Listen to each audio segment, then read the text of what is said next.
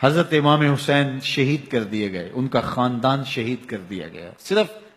14 سال کے امام زین العابدین رضی اللہ تعالی عنہ اس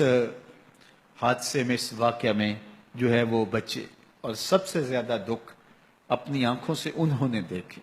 کربلا کا منظر بھی دیکھا، کوفے کا دارالعمارہ بھی دیکھا، اور دمشق کا دربار یزید بھی دیکھا، اور پھر یہاں سے مدینے پہنچ کر اہل مدینہ سے جو سامنا ہوا امام زین العابدین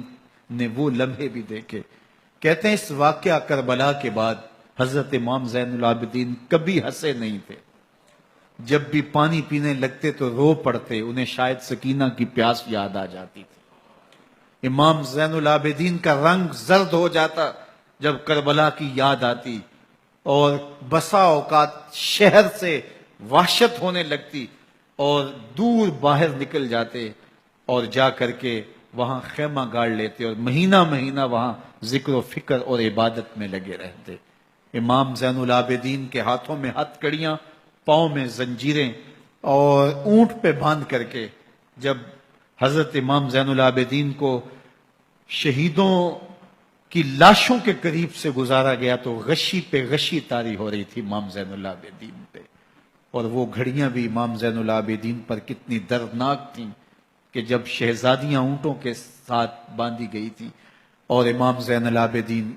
اپنے بابا کا سر اپنے سامنے چلتا ہوا دیکھتے تھے، اور یہ دردناک لمحے کہ جب رات کی گھڑی آئی تو زینب سلام اللہ علیہ نے دیکھا کہ زین العابدین کے آنسو نہیں تھمتے اور ان کو غشی پہ غشی آتی ہے،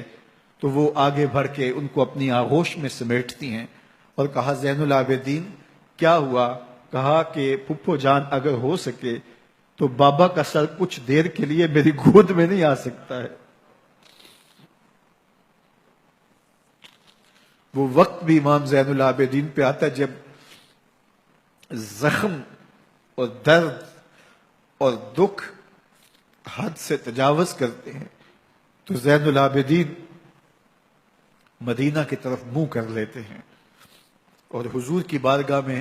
ہوا کے ہاتھوں پیغام بھیجتے ہیں، ان نلتا یا ریح الصبا یوما الی ارض الحرم بلغ سلامی روزتن فیہا النبی المحترم یا رحمتا للعالمین ادرک لزین العابدین محبوس عید الظالمی فی الموکب والمزدحم۔ امام زین العابدین نے یہ سارا دردناک منظر اپنی آنکھوں سے دیکھا اور یہ سارے دکھ سہے۔ امام زہری کہتے ہیں کہ ولید کے زمانے میں دوبارہ امام زین العابدین کو پکڑ لیا گیا